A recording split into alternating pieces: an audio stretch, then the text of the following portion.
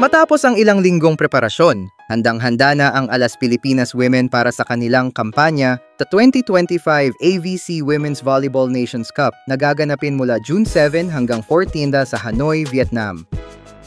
Bilang paghahanda, nakipag-friendly match muna ang Philippine Women's Volleyball Team sa Vietnam, U21 Girls. Isang magandang oportunidad ito para sa parehong teams na mag-practice, mag-recalibrate ng kanilang laro, at para na rin matuto ang batang Vietnamese squad habang hinahanda nila ang sarili sa kanilang volleyball journey.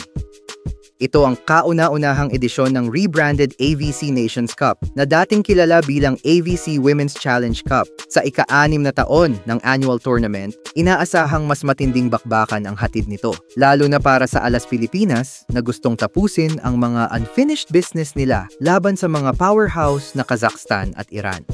Last year, gumawa ng kasaysayan ang Alas Women matapos masungkit ang bronze medal. Isang milestone na nagtulak sa Pilipinas pataas sa international volleyball rankings. Nasa Pool B ang Alas Pilipinas, kung saan ang top 2 teams lang ang uusad sa semifinals. Bukod sa regional pride, mahalaga rin ang makukuhang ranking points dito, lalo na para sa mga umuusbong na volleyball programs gaya ng sa atin. Asahan ng national team ang talents ng mga young guns tulad ni Bella Belen, Angel Canino, at Shaina Nitura.